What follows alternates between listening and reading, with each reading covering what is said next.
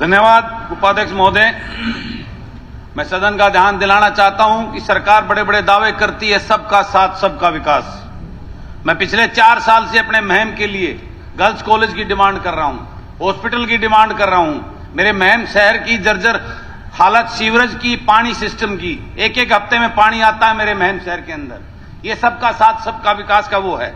मेरे महम के सड़कों का हालात जो मैं पिछले 2 साल से उप मुख्यमंत्री को कहता रहा हूं, फरमाना से निंदाना रोड, महम बड़ंबा कलानौर बेरी रोड, बहु अकबरपुर से समर गोपालपुर रोड जो गांव का पोर्शन है, बहु अकबरपुर से निंदाना रोड का, महम से भैनी भैरो टेंडर हो चुका है, 4 महीने से काम शुरू नहीं किया। इन सड़कों की हालात इतनी जर्जर है, मैं पिछले 2-2.5 साल से आवाज उठा रहा हूं। महम लाखनवाला ड्रेन की सफाई और उन पटड़ियों की मरम्मत करना, ये बार बार कह रहा हूं, लेकिन कोई ध्यान नहीं दिया जा रहा है। मैं सदन का ध्यान देना चाहता हूं कि ये सबका साथ सबका विकास खाली बातें ना करें, उसको धरातल पे सरकार काम करें।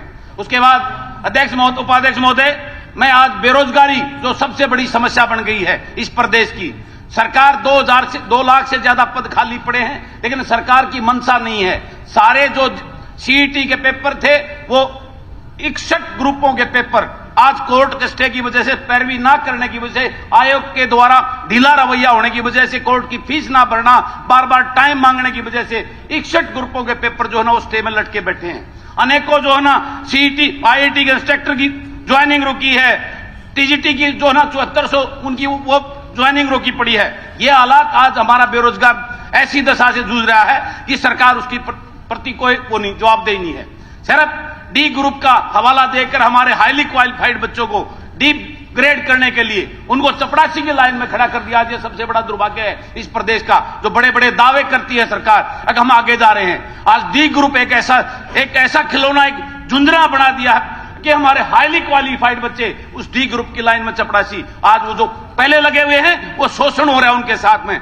तो एक एमए एमटेक बच्चा अगर चपरासी बनेगा, उसकी हर रोज मृत्यु हो रही है। वो आज मजबूर आत्महत्या करने, अनेकों केस हरियाणा की सरकार के उसमें आ चुके हैं। उसके बाद अभी भाई अरुण ने बताया कितना बड़ा अपराध बढ़ रहा है, उसकी मेन वजह है हमारी पुलिस का डिमोरलाइज होना, पुलिस में कर्मचारियों की कमी होना, उनको अच्छा वेतन ना मिलना। जो सरकार ने दावा किया था उनको हरियाणा, पंजाब के, हिमाचल के और चंडीगढ़ के बराबर जो वेतनमान हरियाणा पुलिस को देंगे और उसकी कर्मचारियों की पूर्ति करेंगे, वो कमी की वजह से और कम सैलरी होने की वजह से आज हमारा पुलिस विभाग डिमोरलाइज है। सरकार अनेकों दबाव से उनसे गलत काम, ठीक काम सब करवाती है, लेकिन उनका ध्यान देने की तरफ सरकार का वो नहीं है, जिसकी वजह से अपराध बढ़ता जा रहा है। वो अपनी पूरी ईमानदारी निष्ठा से अपनी ड्यूटी नहीं कर पा रहे, जिसकी वजह से ये सारी चीजें सामने आ रही हैं। उसके बाद मैं पोल्ट्री फार्म की जो पॉलिसी केंद्र सरकार की है, मैं सरकार से कहना चाहता हूं, जब आपकी सरकार है केंद्र में, तो स्टेट में वो पोल्ट्री फार्म की कॉन्ट्रैक्ट की पॉलिसी को लागू क्यों नहीं कर रही सरकार? इसके पीछे सरकार की क्या मंशा है?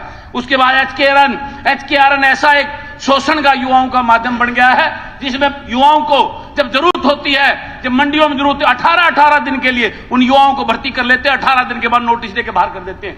क्यों उनका अपमान किया जा रहा है? उनके हालात से खिलवाड़ किया जा रहा है। सरकार को इस पे चिंता करनी चाहिए।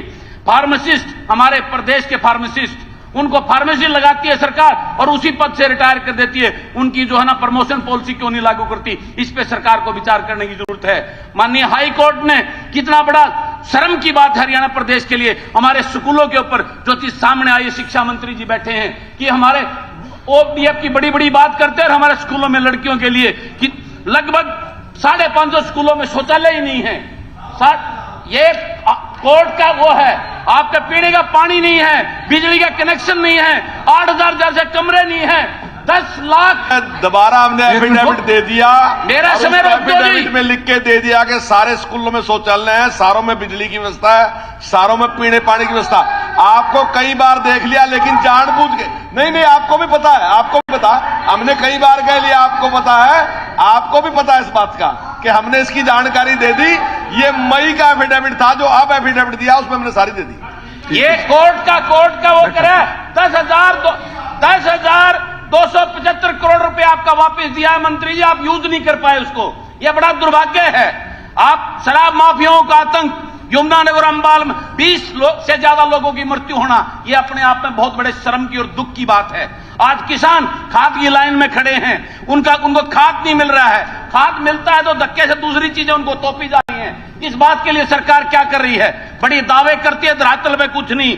मनरेगा मजदूर जो एक रीढ़ की हड्डी है, उनको क्यों काम प्रॉपर नहीं दिया जा रहा? क्यों उनको मान दो 600 रुपए नहीं दिया रहा? ये सरकार गरीब का सिर्फ शोषण करके 5 किलो अनाज पे उनकी वोट लेने में तुली है। उनको उस दलदल से बाहर निकालने की चर्चा क्यों नहीं करी? ये बड़ा चिंता का विषय है।